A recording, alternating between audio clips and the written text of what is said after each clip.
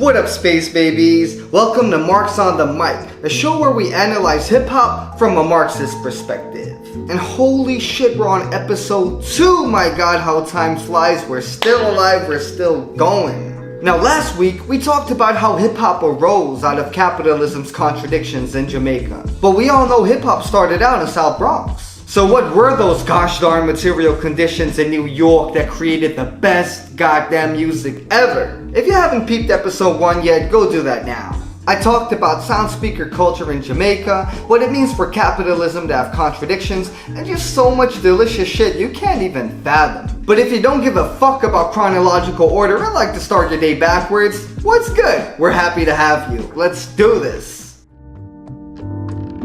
What you get when hip-hop and communism collide? Marx on the mic. So like last week, we're going to be talking about the origins of hip-hop, but not in the way it's usually done. I want to take a look at how capitalism fucked up New York, which created a space for hip-hop to exist. And at the end, you know exactly what the material conditions were that created something like this.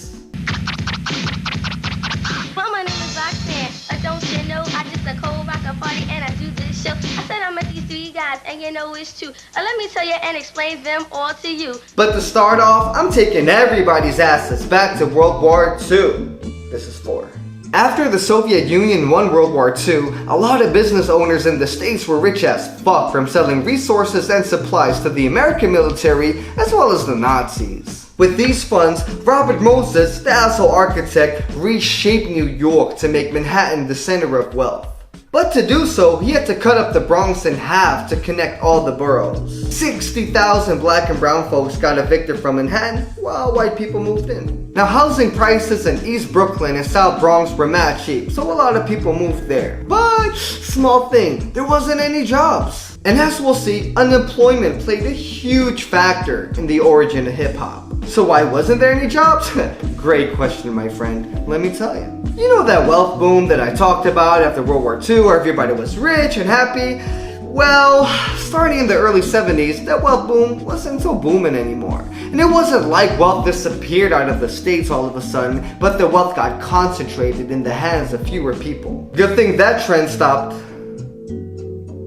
So as Kool Herc was experimenting with DJ techniques in the early 70s, the unemployment rate in the South Bronx was between 20 and 30%. Official numbers say that youth unemployment was 60%, and in some neighborhoods it was closer to 80%. 80 fucking percent! So where did all those jobs go? Well, in those days, most folks worked in manufacturing. But wages became a little too high for capitalists. So what did they do?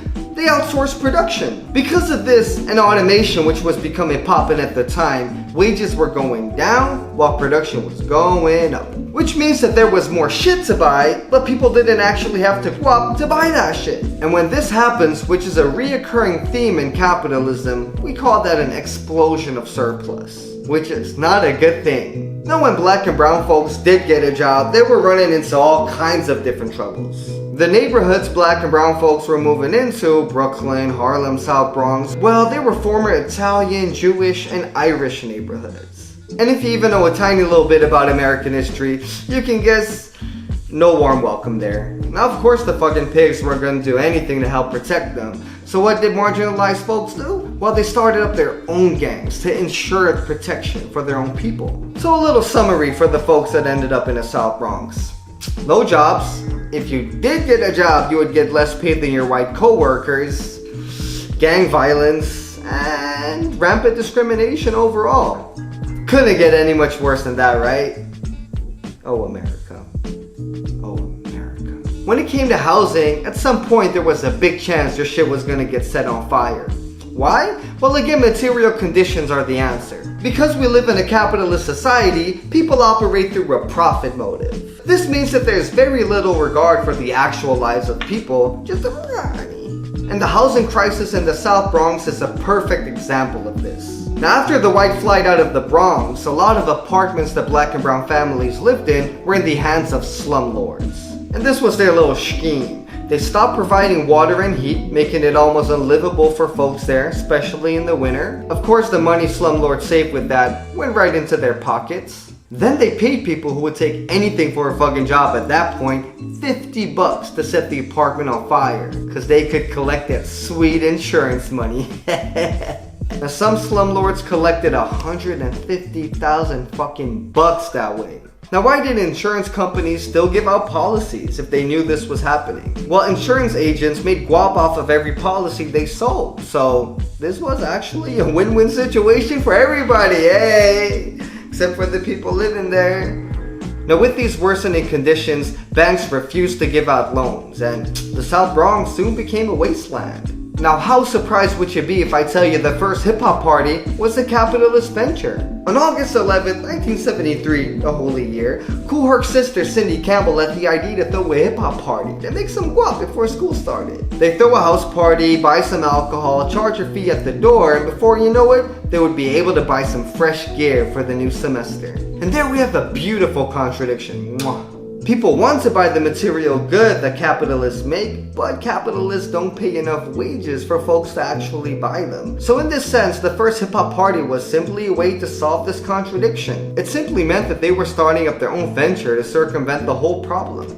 Now at the time, a lot of families didn't have the money to buy instruments for their kids, nor was there any financial aid for schools to start up their own music programs. But to give this as the only explanation for the emergence of hip-hop would be very one-sided. I mean, DJ equipment was hella fucking expensive. And when we think of vinyl nowadays, we think of those mom and pop stores that have a huge basement filled with cheap records. But at the time, most vinyl sold for full retail price. So it's pretty safe to say that DJing was fucking expensive. But when it comes to rapping and breaking, now those were art forms that didn't require any material at all. You know, it only required biology, your body. So for those two art forms, it did make sense for them to thrive in a space where there was barely any material resources available. But obviously, DJing took off as well. So how did that come about on a big scale? Well, mad people got into that shit after the summer of 1977.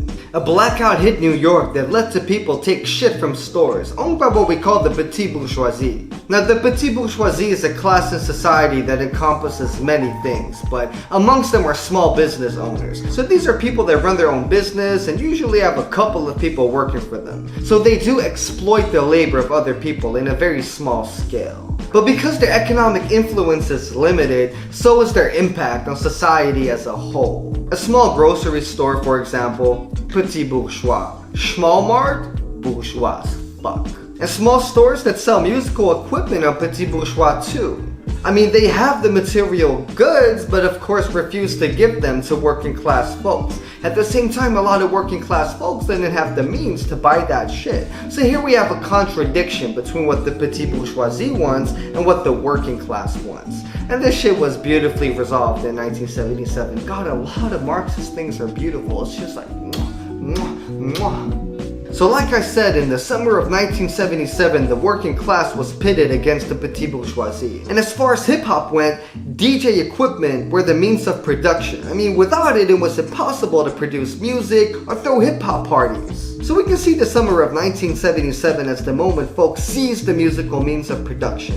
And after that, there was a much stronger material basis for DJing to take off. Now, as with many developments within hip-hop history, the lightning strike that caused the blackout may have been random, but as Marxists, we say that the material conditions were ripe for this to happen. The material conditions are such that the petite bourgeoisie has access to some resources, while the working class doesn't. So at some point, that contradiction is going to need to be resolved. And the lightning strike merely allowed this to happen. The same goes for materials used for graffiti. Now what's interesting about graffiti is that it's a literal war waged by the working class against property. In a sense, the workers who own nothing use graffiti to take ownership of property. And I think that's why the backlash against graffiti was and is still so hard. Private property is wholly to the bourgeoisie and the capitalist state. So if workers decide to go against that so defiantly, well then the repression they're going to receive is twice as hard. So here we see a contradiction again, right? The working class owns no property and has no voice to make itself heard, and resolves that by using graffiti as a way to take ownership in a certain way and let the world know that they're there. But in its own way, hip-hop in the late 70s became a contradiction for the capitalist state to resolve. And this was through the most deadly, vile, and poisonous weapon the capitalist state has: commodification. Ooh, that cold. Rap, which was an art form that you could perform without materials, became commodified and sold for high prices. After that, in order for your rap to be heard, it had to be recorded in a fancy studio and shit. Soon, the entire culture of hip-hop became commodified. And the same goes for graffiti as well. Art dealers got a hold of it, then sold it for crazy high prices, stripping it from its original context. And after that, there was an ongoing struggle between hip-hop and capitalism, sort of a push and pull type of deal. Some practices went directly against capitalist ideology, while others were completely appropriated by it. And that's exactly what we're going to check out the next episode. We're going to be talking about how rap relates to capitalist ideology. What parts of it does it push away, and what parts does it just take in like a friend it hasn't seen in 10 years? Now who wouldn't want to see that? I'll see you ass next week Thursday.